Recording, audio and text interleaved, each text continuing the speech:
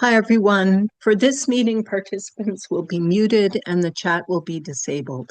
At the end of the meeting, instructions will be given on how to unmute and the chat will be enabled so newcomers can leave their and sponsors can leave their information. We'll now get started. Welcome to our Al-Anon Big Book Recovery Step Speaker Meeting. Today is February 21, 2026. My name is Terry Lynn. I'm a recovered Al-Anon and your moderator for this meeting. This meeting is a step speaker meeting, and we are very grateful to have Dayna here to do that for us tonight. There will be a short period, if we have time, set aside at the end for a question and answer session after her share.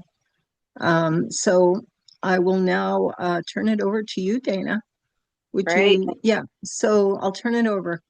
Thank you. I appreciate it. Thank you so much. Okay, so recording is started.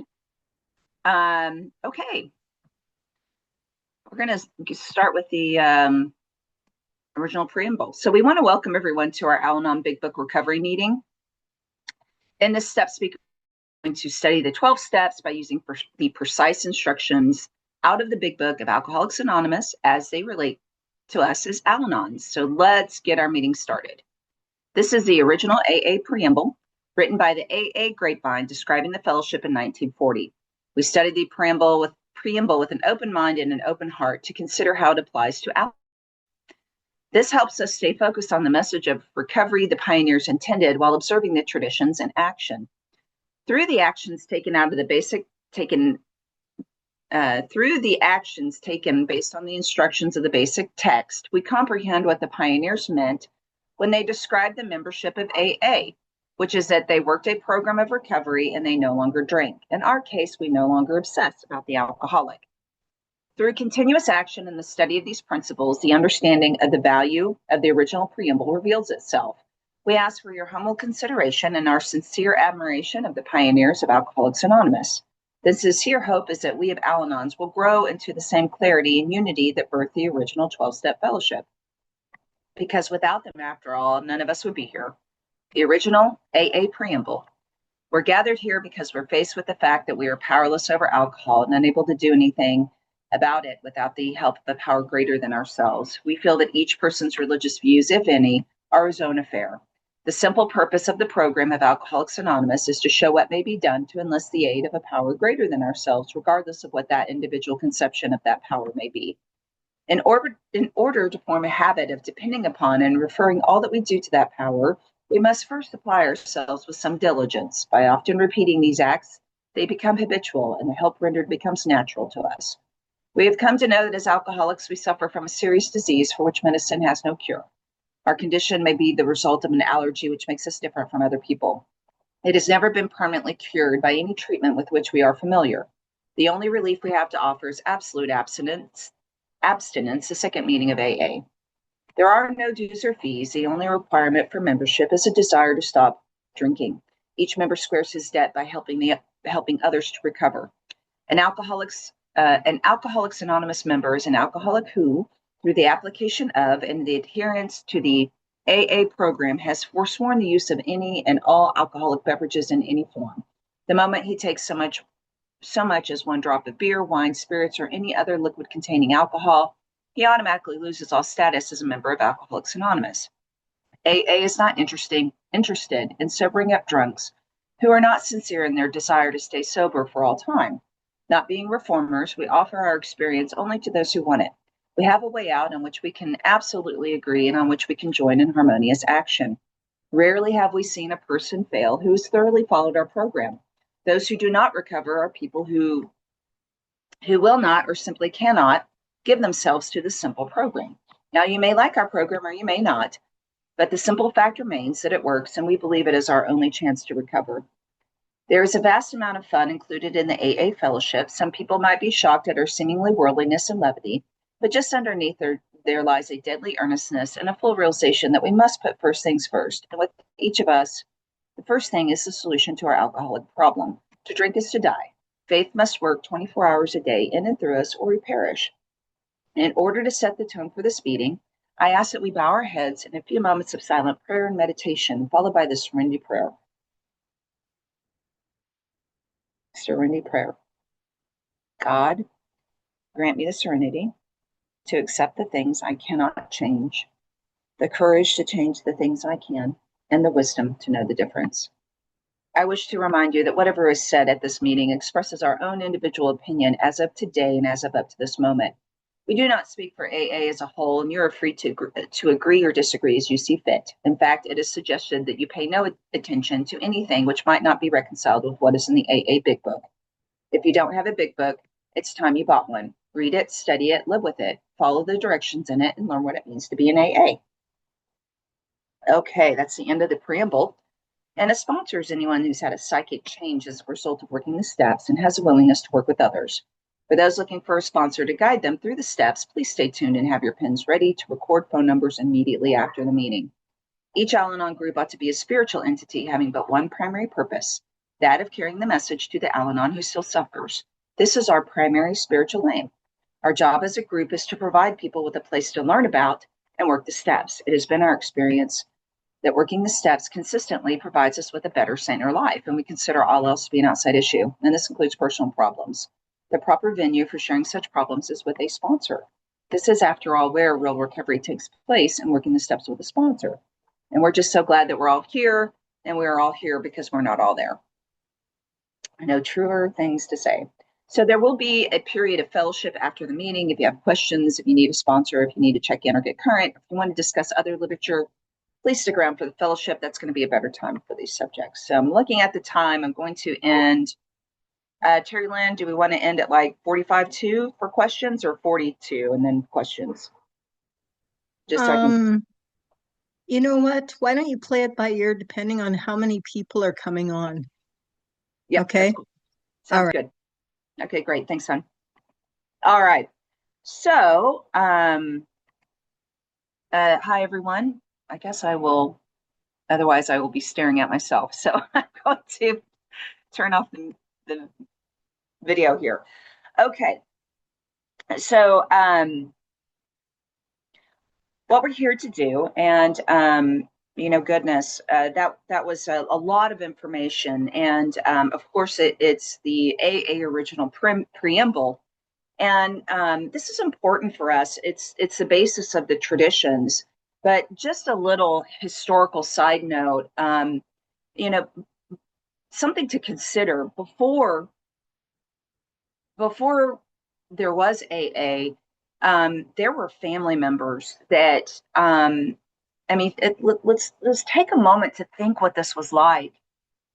So there was some form of like psychiatry. They had hospitals, and I'm sorry if you hear the dogs in the background. They only do that when I swear they only do it when I'm carrying the message. And then, okay, so we had some medicine. We had the church. There was a lot that we didn't understand. And so here, so we didn't have a lot of resources, but we've had alcoholism for centuries. Supposedly Alexander the Great. I mean, that's way back in the day. Supposedly Churchill was. Supposedly the author of someone could probably tell me, Dr. Jekyll and I forget his name, and Mr. Hyde, supposedly he was. And that's what inspired his writing. And so here we have these, so alcoholism has always been there, as long as alcohol's been here. And then we have these family members. And we have family members that know that their husband is a good man.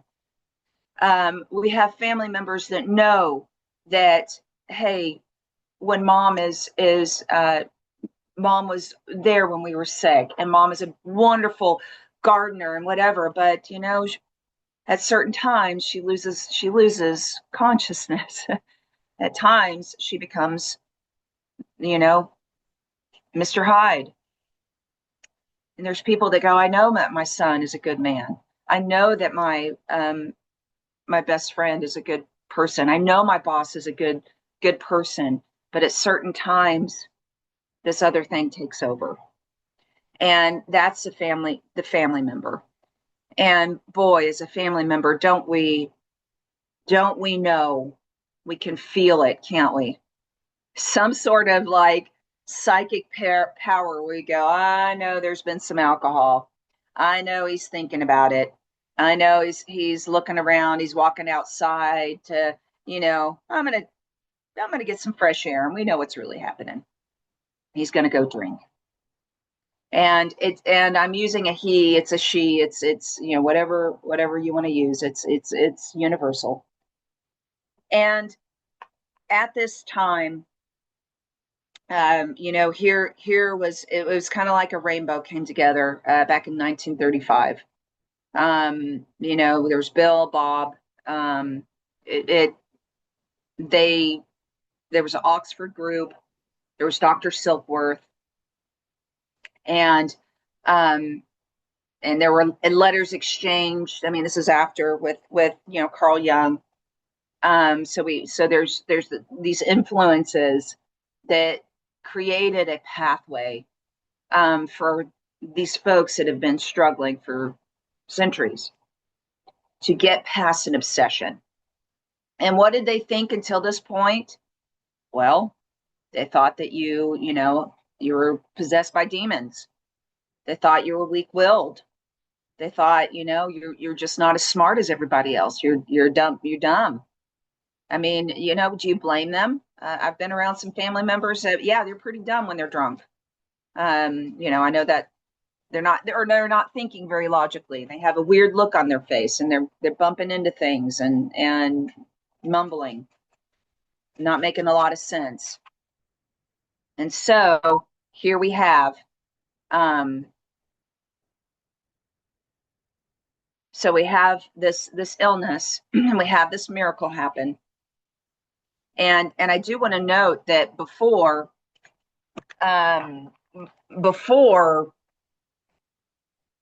we have, okay, guys, you need to go outside and stop. Go, get out.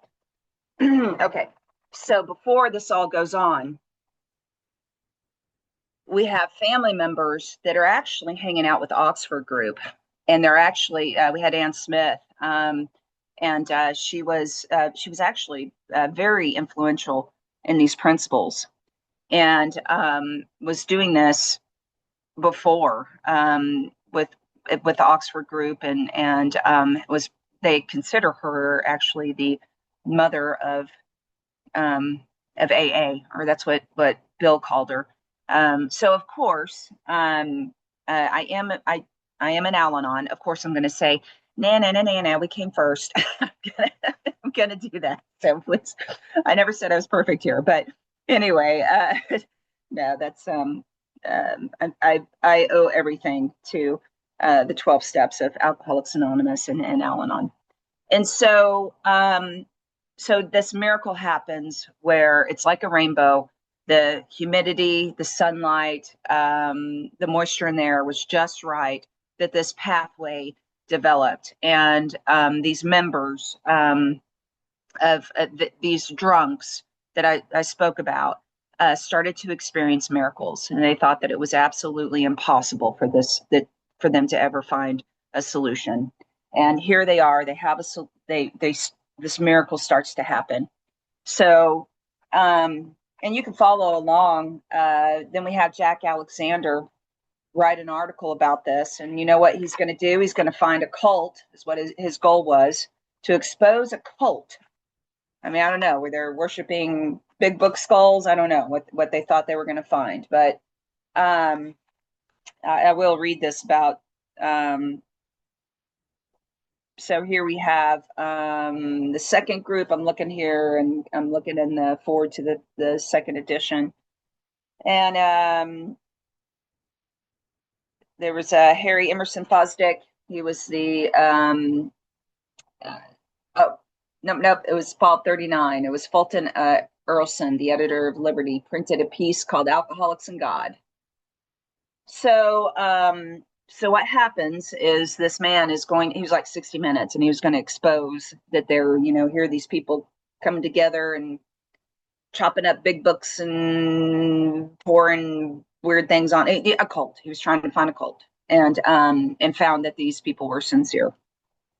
And so, as you can imagine, with this, family members come running in, because wait a second, there is a solution for this thing that has taken over our family, taken over our loved ones, and here, so here comes a family member grabbing their spouse or whatever and going, here, fix them, and here, do your magic, please. I will pay you. I will, give you my arm. I'll give you whatever. Please, please, please, please, please.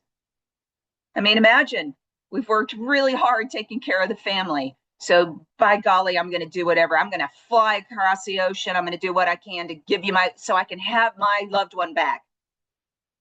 So here we are. We're preparing. We're calling. We're running. We're driving. We're selling things so we can get to these magicians that are going to solve our problem, which is that guy right there. He's my problem. If only he would come back to the one I remembered, back to that sweetheart. At first, it was perfect. It was amazing. And then he started to disappear. Before I know it, I can barely recognize him.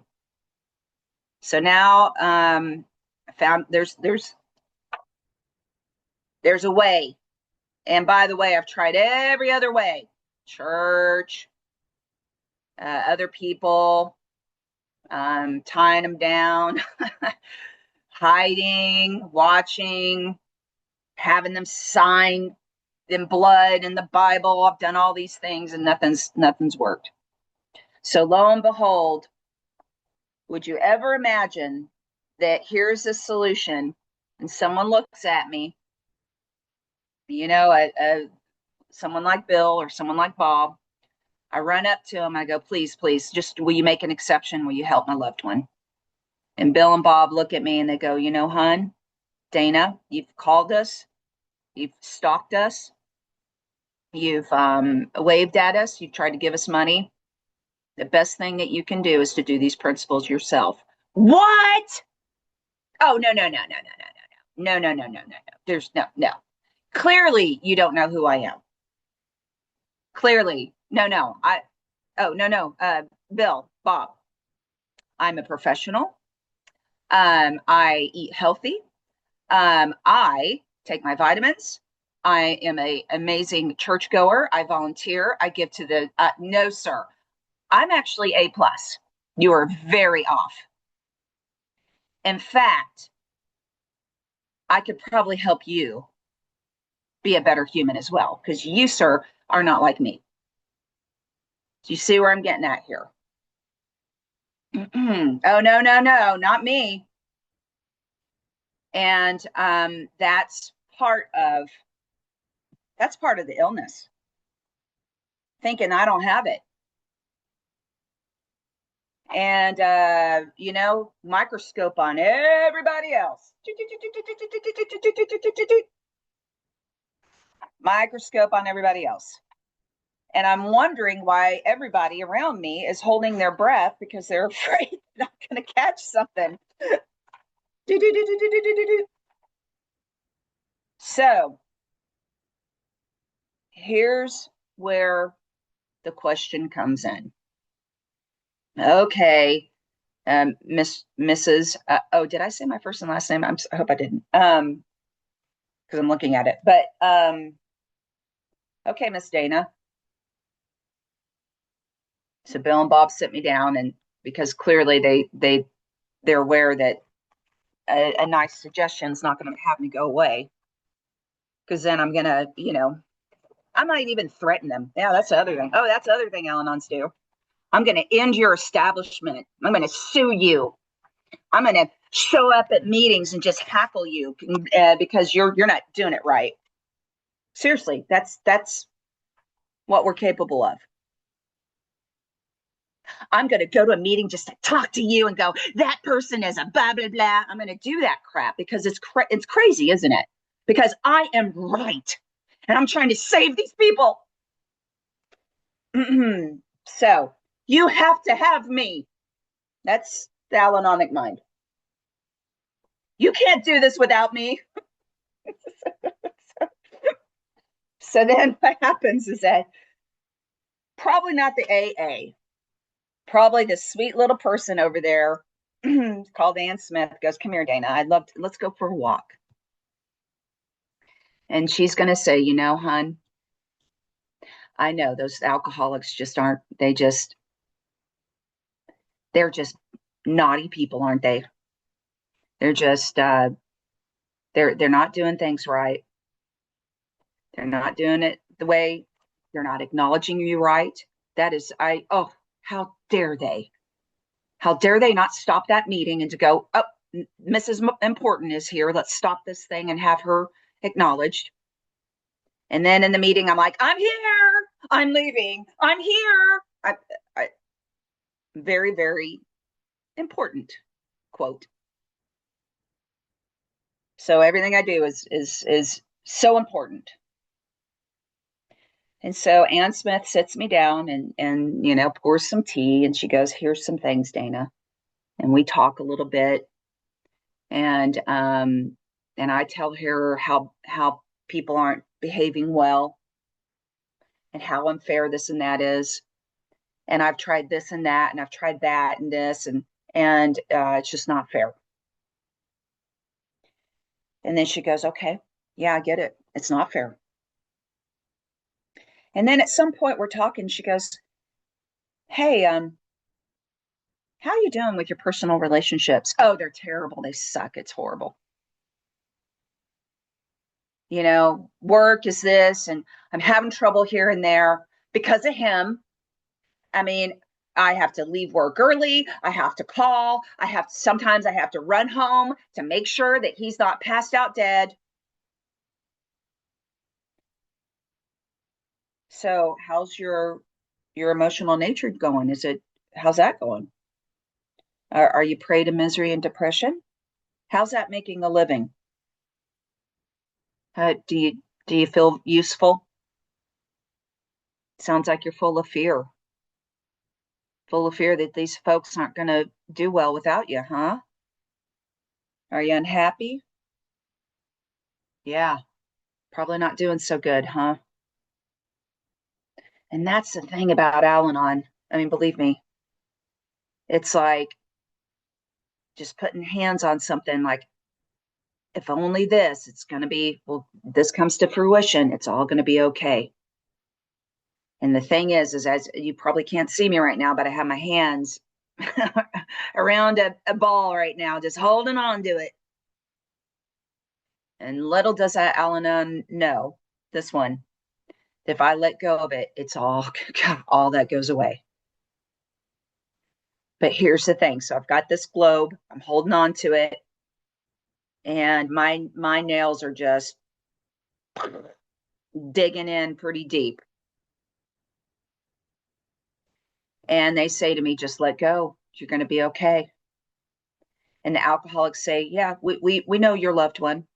We've got it taken care of. And I mean, I have the experts.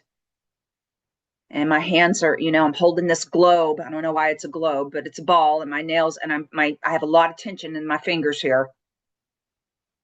And the problem is that I cannot let go. I can't do it. Let go of the ball, it'll bounce. Everybody will be good. And then the kids can play, the dogs can play. They'll run out. Everybody will be good.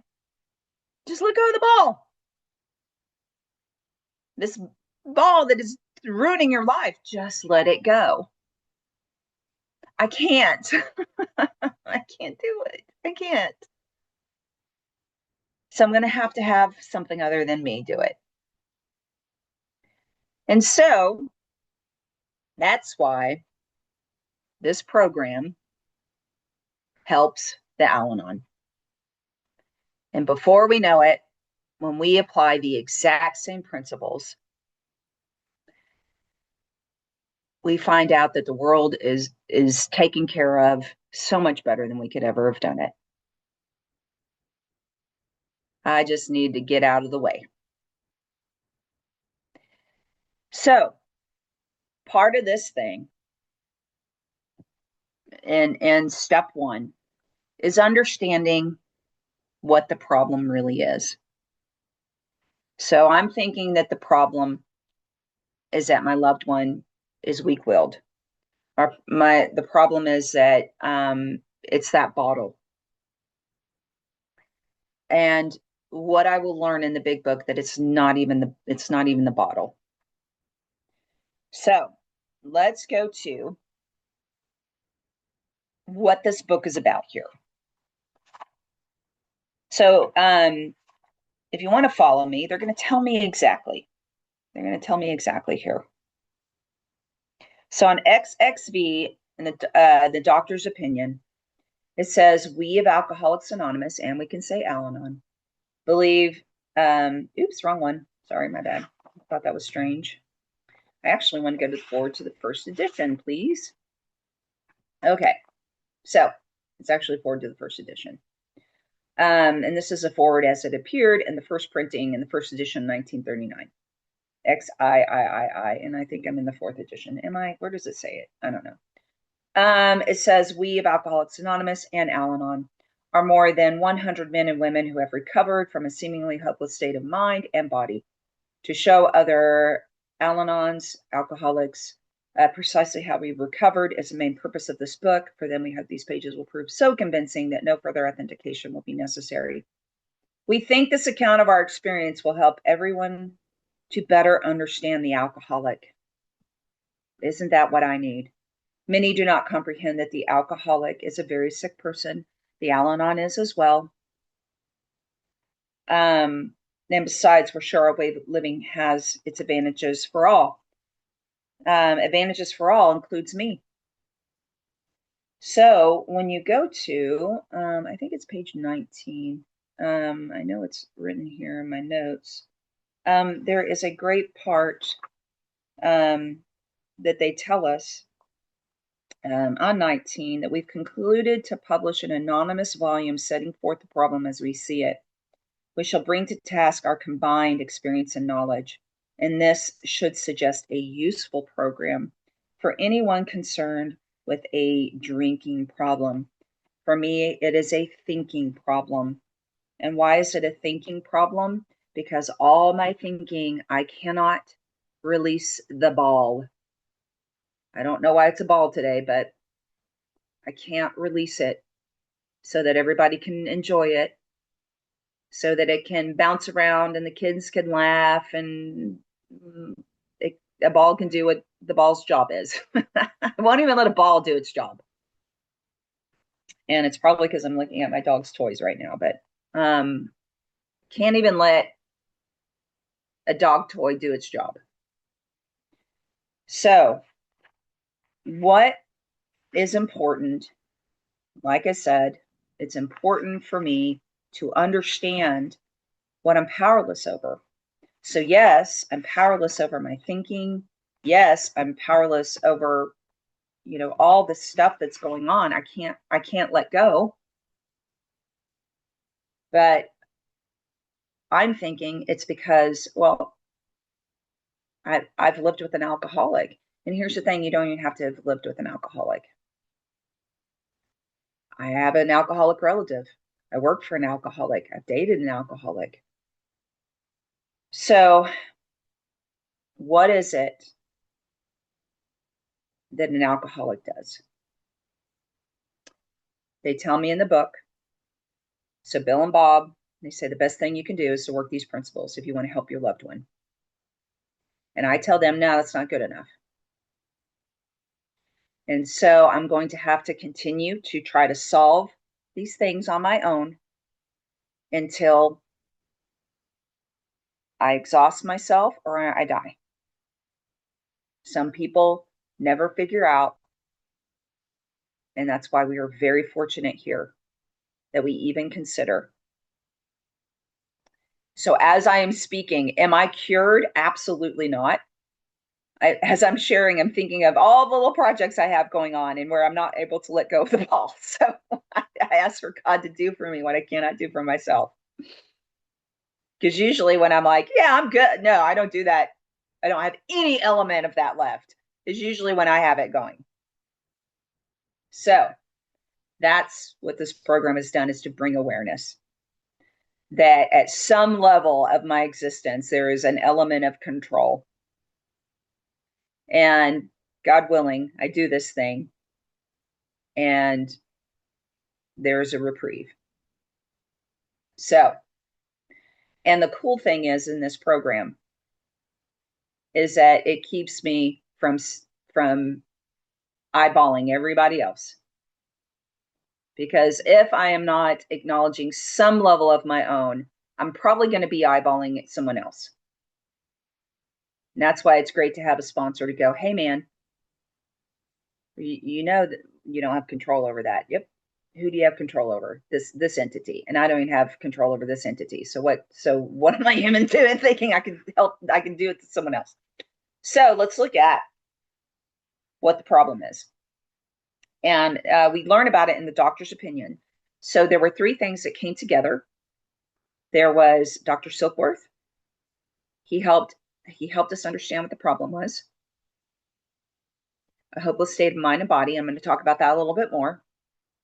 Then we have the Oxford group, which gave us a program of action. It was 6 steps, and Bill expanded them to 12, and it seemed to be appropriate, and it worked. And then the solution came from Carl Jung, and the solution is this vital change. So it talks about in doctor's opinion that we believe, and so suggested a few years ago, that the action of alcohol in these chronic alcoholics is a manifestation of an allergy, that the phenomenon of craving is limited to this class and never occurs in the average temperate drinker. These allergic types can never safely use alcohol in any form at all. Once having formed the habit and found they cannot break it, once having lost their self-confidence, their reliance upon things human, their problems pile up on them and become astonishingly difficult to solve. So I have body and mind, and this is part of step 1, and you can follow step 1. So why in the world do and it's so interesting to me that there's lots of codependent groups out there. Why in the world did we all agree that we're not even powerless over our own, we're powerless over somebody else's stuff? Isn't that interesting? We admitted we were powerless over alcohol and our lives have become unmanageable. So we know that that's step 1 in AA, and it's the exact one in Al-Anon too. And it makes sense because I am so wrapped up into that alcoholic. I can't decipher the truth from the false. I don't know where they end and I begin, because I have taken over as a way to make myself feel better. Isn't that the game? So here I am, and I probably look like a nut. I'm standing on the beach and I'm sitting there moving my hands. It looks like I'm orchestrating. I'm sitting there like what, I forget what they call people in the front. Oh, my niece is one of them, with the stick, the orchestrator people. I am sitting there doing that on the ocean by myself. No music is going. I'm just over there like moving my arms. And sometimes I'm ferocious, and then sometimes I'm slow. And people are like, what the hell are you doing? And I'm like, I'm controlling the sea. And they're like, no, you're not. I think I am. And then others look at me like, you're crazy, man. Oh, and here's the great part, is that I might actually get friends and circle people around me who I convince that I'm controlling the sea. And then there's some people like, yeah, she's controlling the sea. And that's why it's good to have a sponsor to help you go, bro, you're not doing anything with the sea. The sea is going to do what the sea does. All right. So on step 1, the first part, we admitted we were powerless over alcohol, is a diagnosis of the body. Do we have a body that loses control? Okay. And then the mind is that our lives have become unmanageable. The mind is where the obsession lies. And so if you were with me, I have this written on a board in front of me. 2 parts. It's a diagnostic tool. And we read about it on the bottom here of the doctor's opinion. Men and women drink essentially because they like the effect produced by alcohol. The sensation is so elusive that while they admit it's injurious, they cannot after a time differentiate the truth from the false. To them, their alcoholic life seems the only normal one. They're restless, irritable, and discontented unless they can again experience a sense of ease and comfort, which comes at once by taking a few drinks, which they see others taking with impunity. After they succumb to the desire again, as so many do, the phenomenon of craving develops. They pass through the well-known stages of a spree, emerging remorseful with a firm resolution not to drink again. And this is repeated over and over. And unless this person can experience an entire psychic change, there's very little hope of his recovery. All right. Talking about a spree. And what we have, so first and foremost, the body of an alcoholic looks like this. There's an abnormal reaction, right? That abnormal reaction is that once they intake that alcohol, once they take in alcohol, it's like drinking salt water. I'm sitting here drinking bottled water here, and I take a little sip, and I'm like, I'm good. The alcoholic drinks alcohol, and it's like, I need more. And it starts that phenomenon. It's called the phenomenon of craving. And so this abnormal reaction, they call an allergy in the book, leads to a craving, a loss of control. And this person is going to keep going until they get drunk, right? They keep going and going and going until they pass out, get drunk, or get incarcerated. They just keep going. So now my body, I'll tell you what my body is like. I get out, if you give me alcohol, I will be acting goofy in the matter of just a drink. That's this girl. So I'm going, they're like, whoa. I have family members that go, oh, watch Dayna, she's going to fall over. I mean, literally, I can't handle it. So I'm like, that's my body. So a family member of mine that we have the exact genetics, if I understand genetics right. This person starts drinking and she's like, no. She's normal. She starts drinking and it actually normalizes her. She can do a lot of things. And for me, I take a drink. Maybe I can do two, and I'm stumbling and babbling, and I can't. Blah, blah. Our bodies are very different.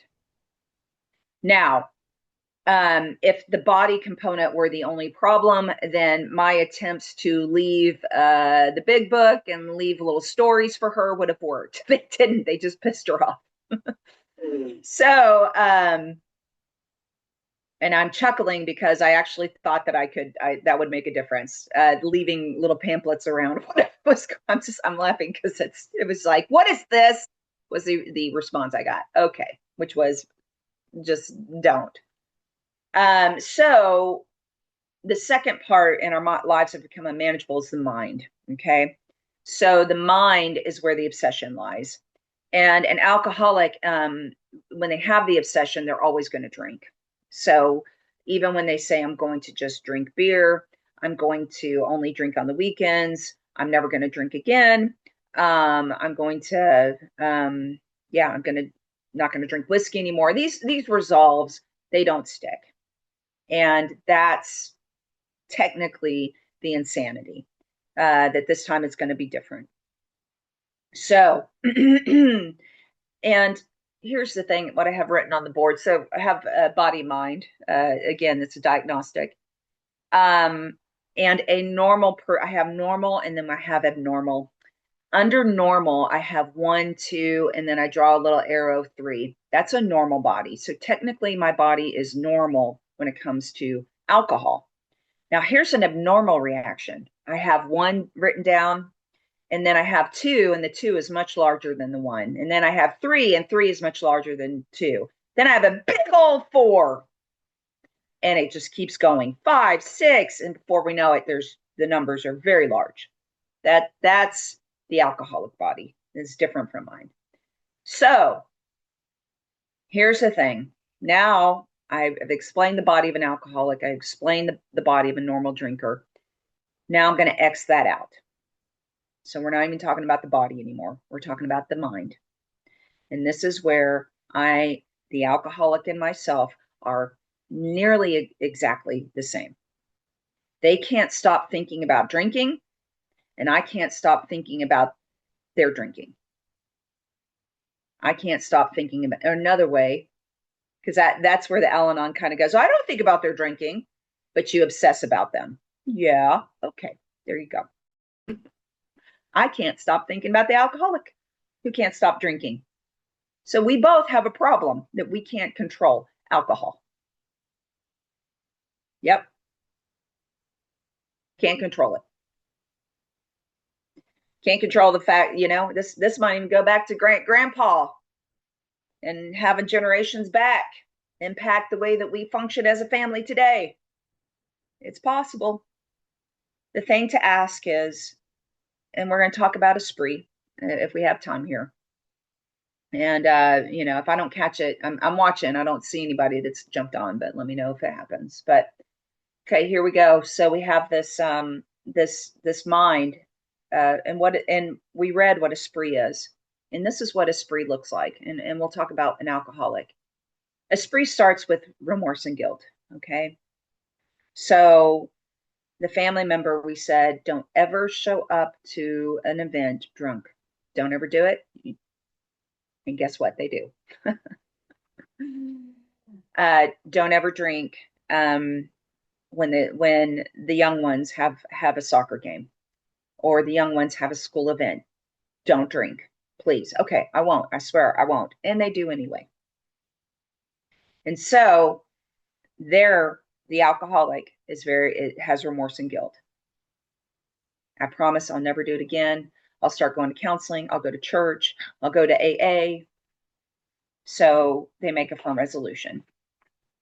And the thing is, a firm resolution is, a classic example is I will never drink whiskey again. Okay, so it's going to be beer. All right. I won't drink during the week. It'll only be the weekend. Or I'll never drink again. Firm resolution. So what happens is they're trying to administer their own power over something they have no power over. So we think that the alcohol's problem is actually their solution. And they're going to have to find a solution equal to or better than the solution of alcohol. And you want to know what the solution is not? Me. I'm not the solution, even though I think I am. So we both have distorted thinking. I am the orchestrator on the beach, trying to control the waves.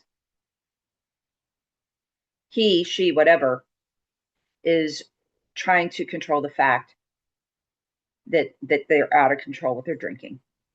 They're trying to figure out how to control and enjoy it. Because if you're controlling it, you're not enjoying it. And if you're enjoying it, you're sure as hell not controlling it. So same thing happens with this gal. I just don't have a physical allergy to alcohol. That's the only thing. I don't have that phenomenon of craving. But what happens for this gal? Same spree, remorse and guilt. I said, I'm never going to break into their email and their phone and read their messages. I'm never going to follow them. I'm never going to call other people and ask information about them. I'm never going to do that because it's so embarrassing. I'm never going to call their best friend and go, hey, so what was he, da, da, da. I'm never going to do investigation. I'm never going to do it. But then I do it anyway. And I'm feeling remorse and guilt. Because all the things I tried to do to get him to stop drinking didn't work. And my remorse and guilt, I'm probably not understanding that I'm doing this at this point. I probably don't understand it because it's an obsession. Here, by the way, something to note.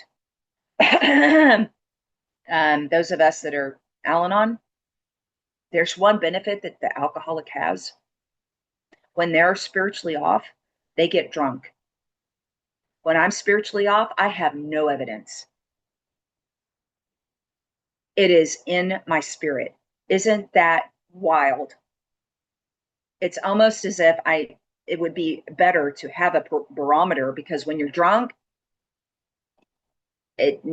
nobody has any guess. For someone like me, I can go through the motions. That's why we get a sponsor, to understand the workings of our mind, to go, hey, you might want to check that. Hey, you're getting a little nervous there. Hey, you're getting a little important. Hey, you're starting to want to get people in line. Hey, you're starting to do inventories of others. You're starting to check other people. How you doing there? Are you orchestrating the ocean again? So we go through remorse and guilt. We make firm resolutions. And the thing is, making a firm resolution in the same way, we're not able to stick to it. And what will happen with an obsession is that my mind's going to say what it's going to do for me, which is I'm going to get ease and comfort in people doing what I want them to do, because I'll be in control. Everything will be great. But the opposite happens. So what happens with those of us? Let me find I think it's 53.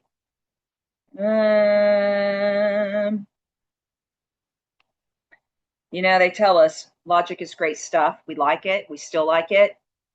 It is not by chance that we're given the power to reason, to examine the evidence of our senses, to draw conclusions. That is one of man's magnificent attributes. But here's the thing. When we become Al-Anons, crushed by self-imposed crisis, we could not postpone or evade. We had to fearlessly face the proposition that God is either everything or he is nothing. God either is or he isn't. What was our choice to be? We couldn't duck the issue. Some of us already walked far over the bridge of reason toward the desired shore of faith. The outlines and the promise of the new land had brought luster to tired eyes and fresh courage to flagging spirits. So the thing is what they're referring to here is we need to ask ourselves, one, am I done?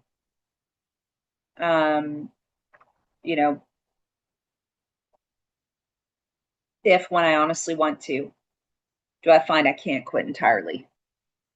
And if when thinking, do I have a little control over the mount? If that's the case, I'm probably an Al-Anon. I'm going to have a spiritual experience to conquer this. And in my step two tells me that I came to believe that a power greater than myself could restore me to sanity. So lack of power turns to be my dilemma. I don't have the power to make this person change. And I don't have the power to get myself off the beach orchestrating the waves. I don't have the power to do that. We had to find a power by which we could live, and it had to be a power greater than ourselves, obviously, but where and how are we going to find this power? Well, that's exactly what this book is about. It's to enable you to find a power greater than yourself, which is going to solve your problem. Our human resources, as marshaled by the will, were not sufficient. They failed utterly. And why are they failing? I can't get the person to stop drinking. So, step two, we came to believe that a power greater than ourselves could restore us to sanity. And that brings us to step three, that we made a decision to turn our will and our lives over to the care of God as we understood him. So when we go to, there was a part in the book and I just went blank where it is.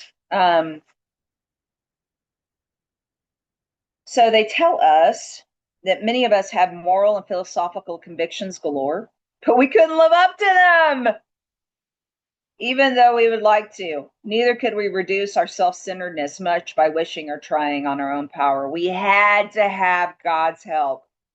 Moral convictions galore. Do I have anyone else in the room? Anyone else? Moral and philosophical convictions galore. I love it when I start getting mad about things. It's so wrong. It's like, really? No, that's a line. And there are bad things in the world. There are. But that moral conviction galore. And it's like, hey, sis, how you doing? How are you doing on your own? We can focus on the world all we want. We can focus on everybody else all we want and the injustice. We can do that all day long. But how are you doing? How about you start with you?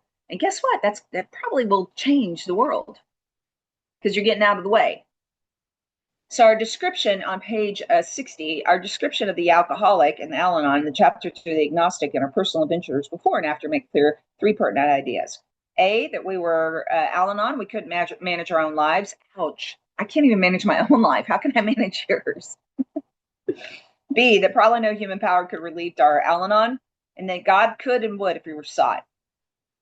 So, where did my thoughts and actions get me? Nowhere.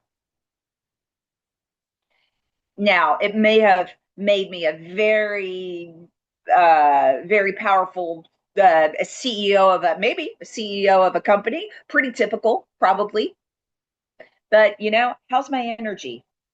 Let's go back to those bedevilments. How are you doing? How's your emotional nature? How's that going? Yeah, we can go back to that. How's your relationships? How's the usefulness? So, I see you, and I know what that means. So that's step 1 through 3. And we're going to take a pause and see if we have any questions and see what happens. All right. Yeah, does anyone have any? Thank you so much, Dayna. That was wonderful. We're so blessed to have you. Does anyone have any questions for Dayna before we close? I have enabled unmute, so you can go ahead and just unmute if you like.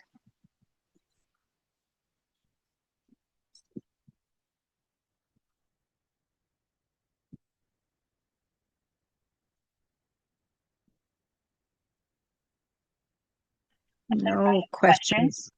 Oh, go ahead, Heather. So Dayna, you had mentioned trying to control the ocean, and I love that because I live at the ocean.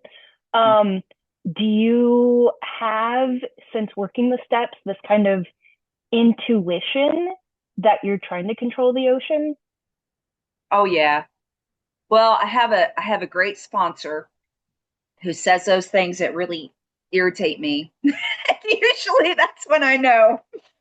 And it's usually that people aren't behaving right. And that's when I go, oh yeah. Oh yeah.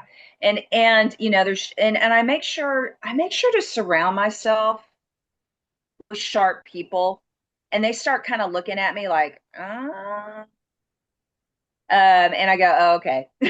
So I'm doing it. So yeah, that's the great thing about the program. I feel like the program, because again, I can't do this on my own. And it's not like I rely on other folks. I rely on my higher power, but it's kind of like a stingray, how they go, they flutter their little wings and they cover themselves with sand. We work. That's what I did in the program when I didn't fully understand all of this, because it's really hard to see an obsession when it's like taking over your mind. But I just did the work and I fluttered, and surrounded myself with sand. And before I knew it, I can see in others when they kind of go, hey, why don't maybe it's time for you to rotate. Maybe it's time for you to take a break. I know what that means. So Love that picture. Thank you, Dayna. yep.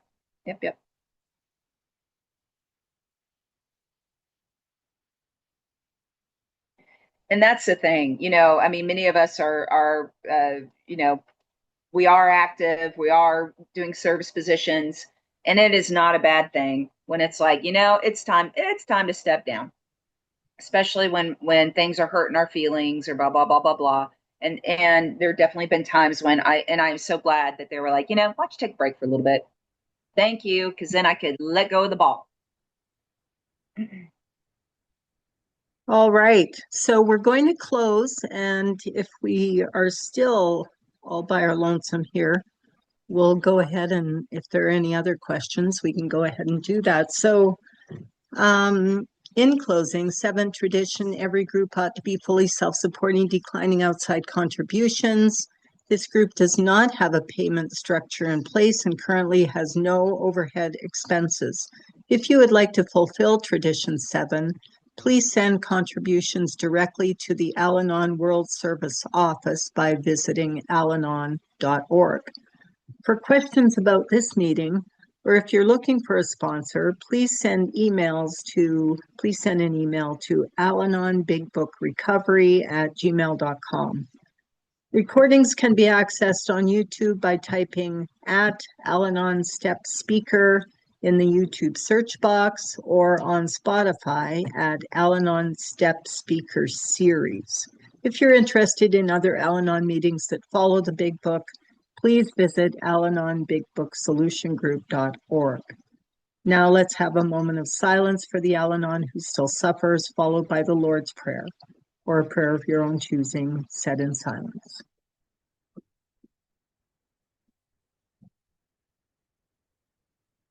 Our Father, who art in heaven, hallowed be thy name. Thy kingdom come. Thy will be done on earth as it is in heaven. Give us this day our daily bread, and forgive us our trespasses, as we forgive those who trespass against us. And lead us not into temptation, but deliver us from evil. For thine is the kingdom, power, and the glory, forever and ever. Amen, God.